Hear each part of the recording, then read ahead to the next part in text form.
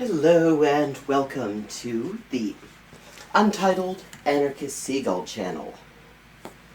Yes, now, some of you may have noticed, of the handful of people who are watching this, at the moment anyway, that this isn't my usual look. Actually, I'm going to take this jacket off because it's too bloody warm for jackets. This, however, is what I do like to wear when I'm going to the pub, something I haven't done in a very, very long time. However, I recently learned something that opened my eyes. Recently, I have become privy to the revolutionary wisdom of Respected Comrade Caleb Muppet. Respected Comrade Caleb Muppet has explained that this isn't just a personal aesthetic. This is apparently revolutionary praxis. He has decided this because he learned from the best, the true revolutionaries, the SEIU full-timers. And thus, in homage to the Respected Comrade Caleb Muppet, I have decided to dress in what is apparently a revolutionary fashion, though he didn't say a thing about women in there, which is very interesting in the entire thing. Maybe because he's never fucking met one. I don't know. Yeah, it's so random, full of shit. But this is also just sort of an excuse to wear this, because I haven't been to the pub in a very long time, and it's my favorite dress. So there we are. I think we're gonna go for real revolutionaries wear suits. Let's turn off my BGM here. And let me know if the audio balance is okay when I put this on. Want to make sure we can hear this dickhead. I want to start out by telling a story. Oh, this is good. I remember getting into the lore already. Selling newspapers as a communist activist in Cleveland. The clothes that I wore were not something I really thought about that much. I grew up... Yeah, this is before, and being from Cleveland, he decided that the look he wanted to go for was a bit player on Jim Carrey. I mean, Drew Carey, not Jim Carrey. Fucking hell. It's been so long since I saw that fucking show, and I do not miss it. But he would fit in. And there was kind of an attitude that men, in particular, should not be concerned about how they dressed, right? That was more of a woman, feminine kind of thing. Guys shouldn't be doing their hair in the mirror. Guys shouldn't be trying on different outfits. That was... And it really stuck with him, you can tell. Look at him. That it was not manly, right? That men should not be deeply concerned about clothing. That was kind of the attitude that I grew up with in my small town, my family and such. So I didn't really think that much about how I dressed. I mean, I had certain clothes I would wear. I wore a nice suit and tie when you went to church on Sunday morning. If you went to a wedding or a funeral, you might dress nice. Other occasions, you'd wear jeans and a t-shirt. You just didn't pay that much attention to how you dressed, right? You didn't want to dress too sloppy, but you didn't want to dress too fancy either. You just wanted to just have a kind of a normal jeans and a t-shirt, sneakers. See, I've seen pictures of him from the period he's talking about, and the clothes don't stand out. It's the shitty haircut that he had that actually is memorable from this period in the Caleb Muppet experience.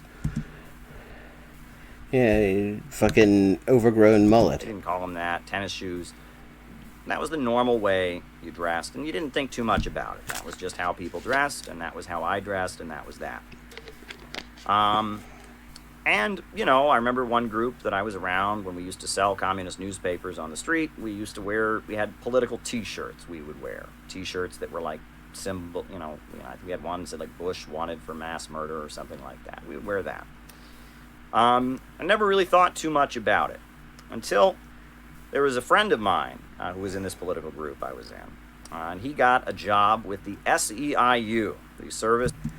Okay, so he got a job in the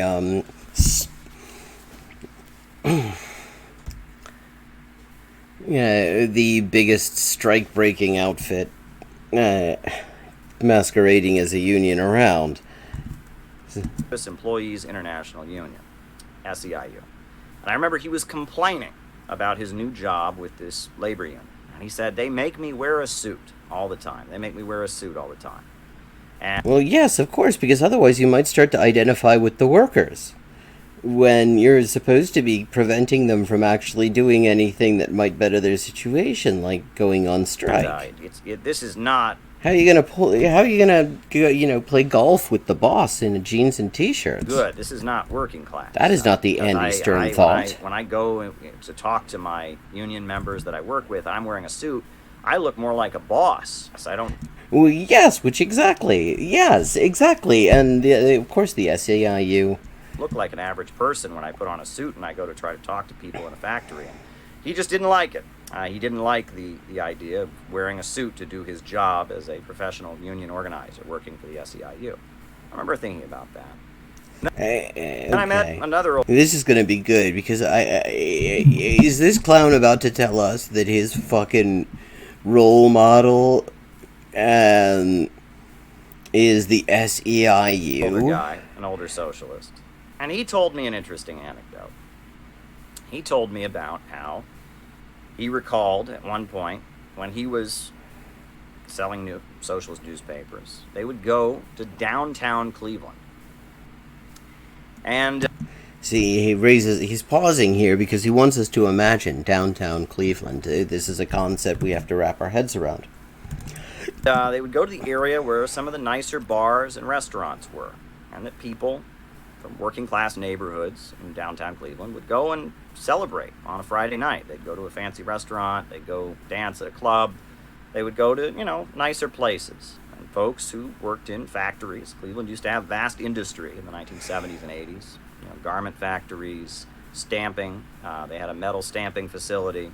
There's the steel mills. You look down by the river, the big steel mills, and that a lot of working class people who worked in industry would go and party Friday night, bars, restaurants, and whatnot. And this socialist group used to sell their newspaper there. And there were two different socialist groups that used to sell their newspaper on this corner in Cleveland. This and is that one going of to be these the socialist Goofus and Gallant of Trot newspaper sales. groups would show up in flannel shirts that were ripped, in jeans that were ripped. Gotta pause because my second camera needs to restart.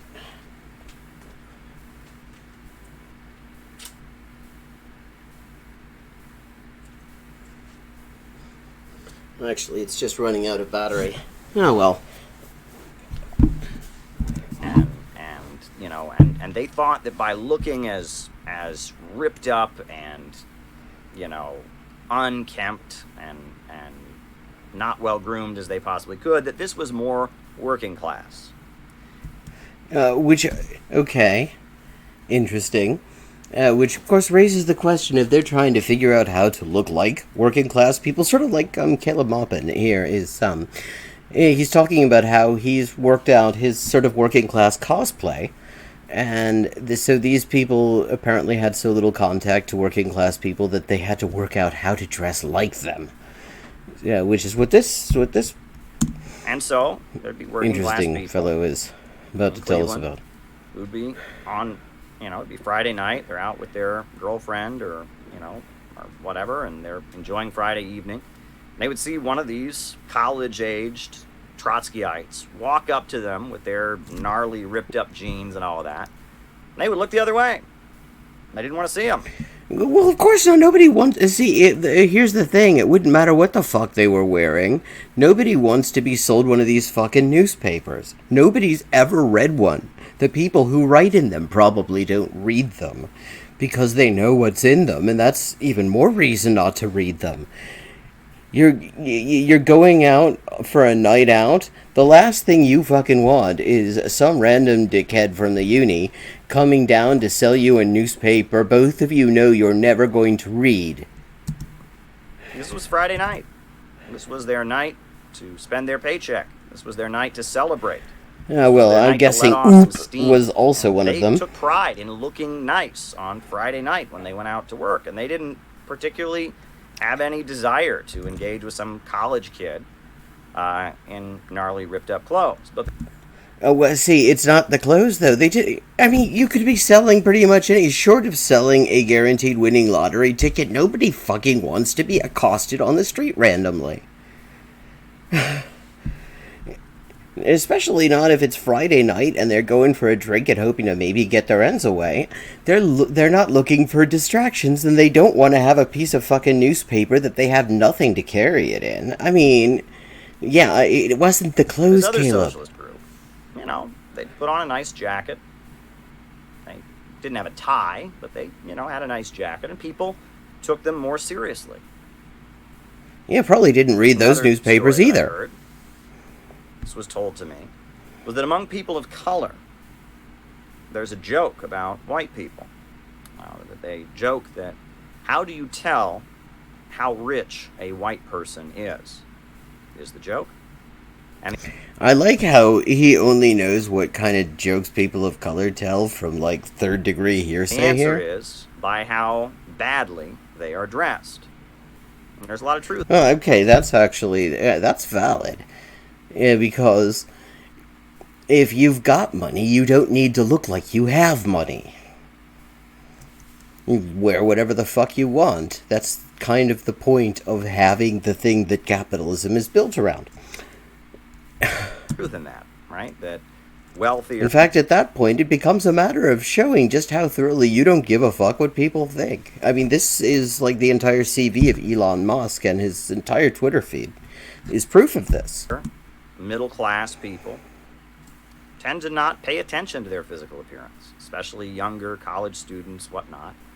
But working class people that are looking for a job, that are struggling, they pay a lot of attention to how well they dress.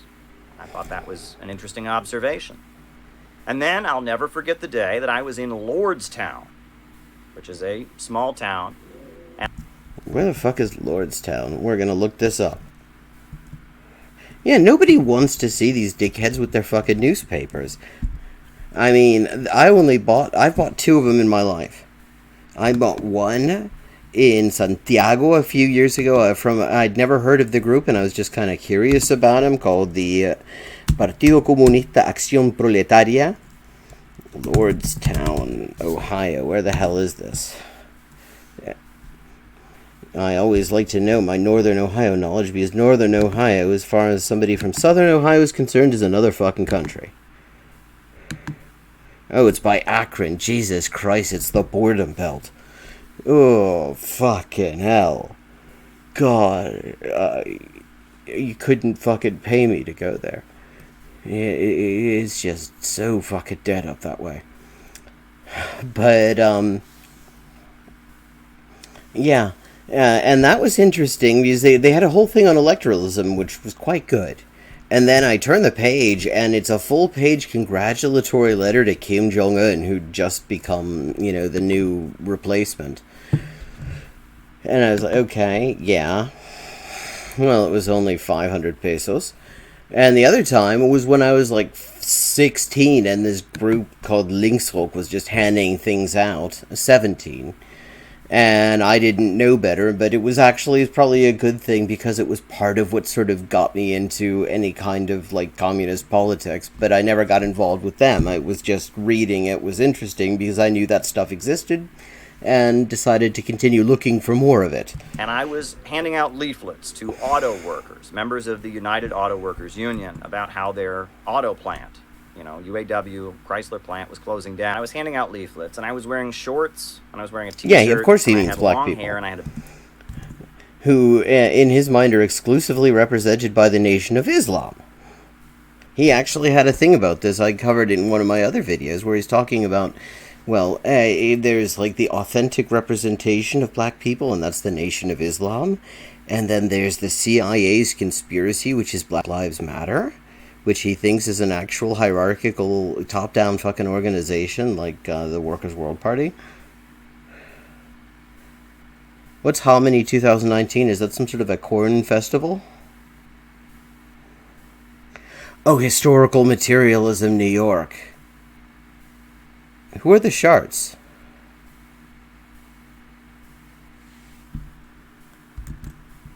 a beard. And as I was handing out leaflets to these auto workers at this auto plant, I just didn't feel right. Well, yes, because you know nothing about them, and you're sitting here trying to tell them what's good for them. You're completely disconnected from any of this shit, and it Just didn't shows, feel right Caleb. about it.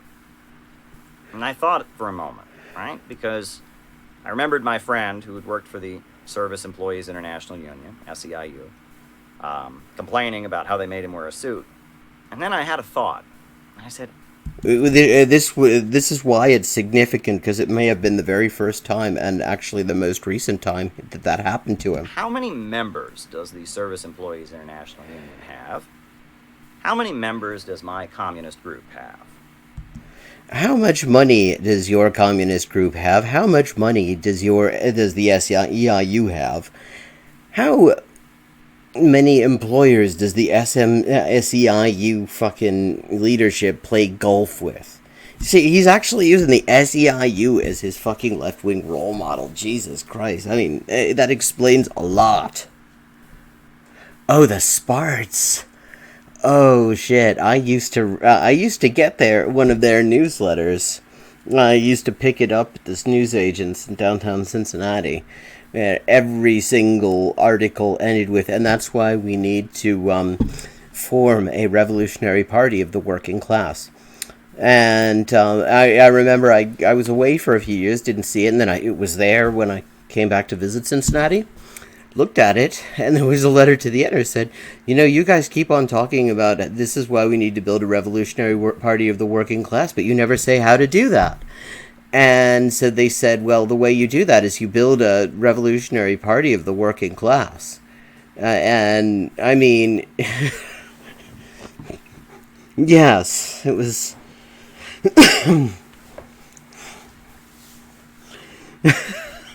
God, what was that called? International something. International Viewpoint or International Socialism or...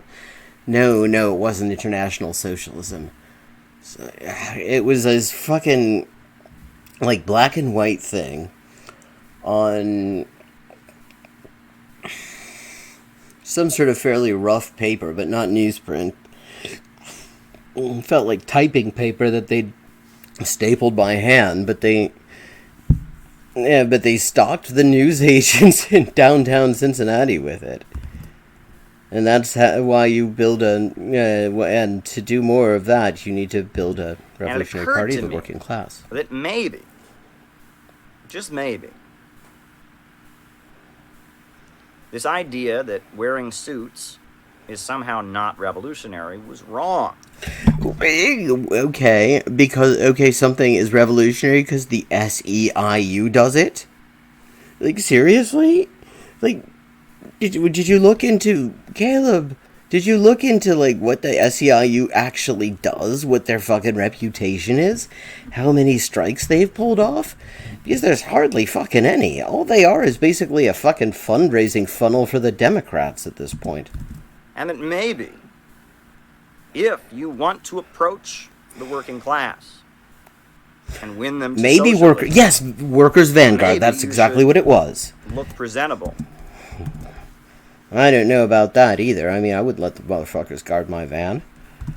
I'd probably just try to get it to form a revolutionary party of the working class by just telling it to do so. In the way you do it, and maybe you should look professional. And it's interesting, you think about it. In working class communities, in working class churches, the ministers wear suits. In working class labor unions, the organizers wear suits. Because except that's also not true. He's like using the SEI. It's like the only union he's actually, the AUAW and the SEIU are the only ones he's thought of. Politicians who expect working class people to vote for them wear suits. Actually, not always. You often see politicians like dressing down a bit because they realize that maybe explaining to poor people why they're going to take more money from them and give it to rich fuckers in a $5,000 hand-tailored fucking Versace suit or Armani suit maybe isn't a good look. So they actually, they'll put on some fucking khakis or something. But yet, young anarchists and Trotskyites and social democrats and activists dress as gnarly as they possibly can.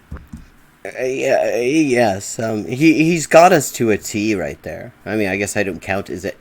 Well, then again, he literally thinks that young and anarchist are synonymous. The idea that there are like fucking 40-something anarchists who are like fucking older than his ass. No, that doesn't occur to him. He calls them anarchities. It's like, dude, yeah, fuck off. Yes, workers' vanguard. Ripped up clothes and all of that because they think it's revolutionary. Maybe it's because they think that that's kind of the look that they like. Ever think about that? Maybe not every single thing that people are doing is in a really misguided attempt to make sort of propaganda of the outfit. Like, I didn't put this outfit on because I think it looks revolutionary. I put this outfit on because it's loose-fitting and fucking comfortable. It makes my boobs look nice. I mean, so he's decided that dressing like a bailiff, fucking debt collector, is the way to look revolutionary. And it occurred to me that maybe if we're trying to get out of the movement and get to the masses, perhaps wearing a suit and tie is what one should do. And you can tell this because, I mean, he's got like, I think, 12,000 subscribers. But he does have a cult of personality that he's carefully curated around himself and that, like, maybe 5 people buy into. He wants to be the next fucking Bob Avakian. That's not happening. And that belief Can only be one. Stuck with me. When I went to the World Festival of Youth and Students in Quito, Ecuador, I went again to the one in Sochi, Russia. I saw communists from Africa. I saw communists from Asia. Saw communists from South America, all wearing suits. Some of them would have been. Those would be the ones who were on the make and actually form coalitions with capitalist parties, like the fucking Chilean Communist Party, who are fucking useless.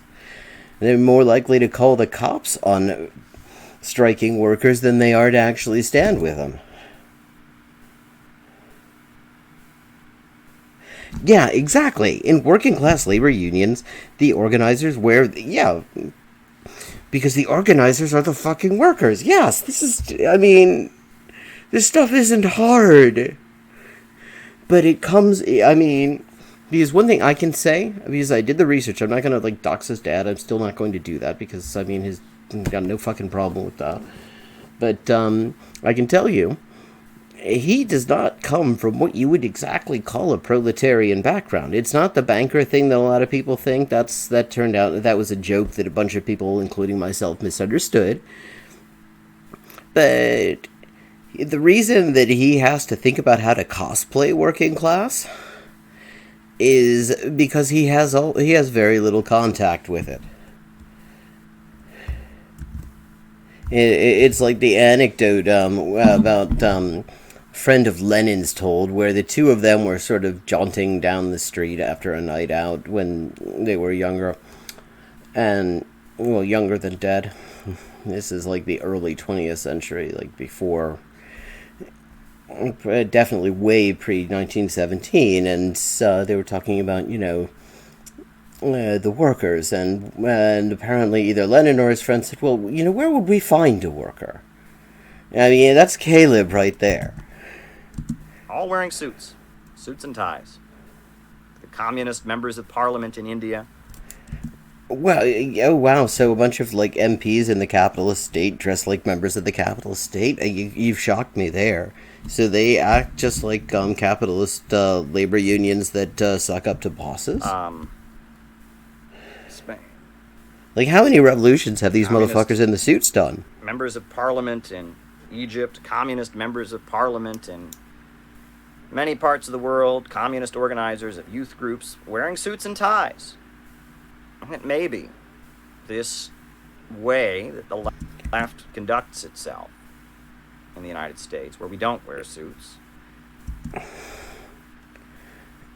Yeah,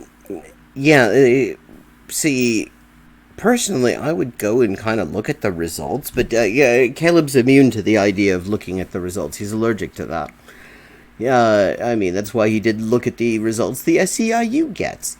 I mean, before we get the idea that, oh well, you put on a suit and all of a sudden you're going to be guarding all the workers' vans. Abby Hoffman, or I think it was Jerry Rubin, would say, "I don't wear a suit. The suit is the uniform of the oppressor." People.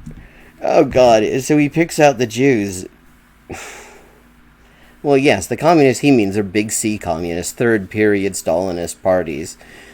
All God, so it. Of course, it has to be a Hoffman or a Rubin. He's got to somehow attribute this to Jews in a low-key way. People who wear suits and ties bomb and kill millions of people all over the world. I will never wear a suit. That kind of thinking is not in line with serious revolutionary organizers. Like the SEIU. And that kind of thinking, I came to understand, was a manifestation of ultra-leftism. See, and this confirms a law of nature that I discovered some time ago, that the term ultra-leftism, except when it's occasionally, which is rare, used as a term of self-identification, is literally never a term associated with any kind of serious analysis. It just means people to the left of me whose arguments I don't want to engage with because I can't think of a rebuttal. And probably the greatest confirmation of it that I ever received was when a student I was working with, there was a student group that I was kind of mentoring and cooperating with called Students and Youth for a New America. And okay, this group must be looked up. I'm gonna have this is a Students and Youth for a New America. Who the hell is that? Is an organization of young people who love their country. Okay, it's the youth wing of League of Revolutionaries for a New America, another group I've never fucking heard of, which shows just their revolutionary effectiveness.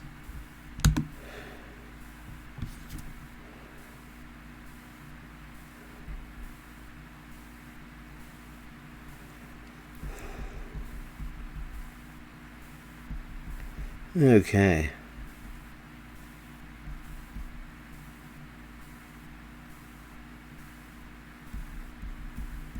We started as the California Communist League. And it's associated with a guy I've also never heard of called Nelson Peary. This tells me just how successful this group is. That I've never heard of them. They were invited by the Venezuelan government to come to a ceremony at the United Nations. And they were obviously not the only socialist group that was invited. This other socialist group, which I will not name, was also invited. He will not name, yes. So they went to the United Nations. One of my proudest moments. And the members of Students and Youth for a New America being... I'm not surprised that this is one of his proudest moments. That he's fucking... invited into the halls of power. It's all he ever really wanted. Advised by yours truly, they wore suits and ties. And, it's the United Nations, for goodness sakes. But well, yes, it's the most widely ignored and shat upon of international bourgeois institutions. I mean, you wanna show respect to the most thoroughly ignored bourgeois institution in the history of bourgeois institutions. The members of this other socialist group wore jeans and T-shirts with the name of their socialist group on it. When they got to the UN gate... And see, by doing that, they really just completely screwed themselves out of that Caleb Muppet name recognition that they would have eventually gotten by being mentioned on his stream. Because they decided to advertise themselves crassly on a t-shirt, he will not let us know who they are, which tells me they're probably much bigger than the group that he was with. The UN Guard allowed the members of Students and Youth for a New America to go on in. Oh, wow, see, he got the fucking bourgeois side of approval there. Dude, I mean, this is so fucking revolutionary. Told the members Oh, of the other he's so socialist fucking group proud of this. to go change. Jesus. And that just cemented in me how correct this position is. Hey, Christ. I mean, his instincts are as bourgeois as fuck. That this idea that one should not dress in a suit and tie like a serious political leader, like a Okay. So, like a serious political leader, i.e., a bourgeois political serious leader. political organizer, like a serious person who wants to win the respect of people, but instead one should play up some kind of working class aesthetic. Win the respect of what people exactly? To try and make oneself feel radical. One should dress like they're going to a punk rock concert or something. God, I mean, the idea he's telling us so much about himself because the idea that people dress in certain ways because it's an aesthetic that feels right to them, that is expressing, is expressive of how they're feeling or something like that. The idea that people are dressing a certain way because they just fucking like it doesn't occur to him because he's so big on projecting some sort of bullshit image. He literally thinks that that is the only way that any aesthetic choice can possibly be arrived at.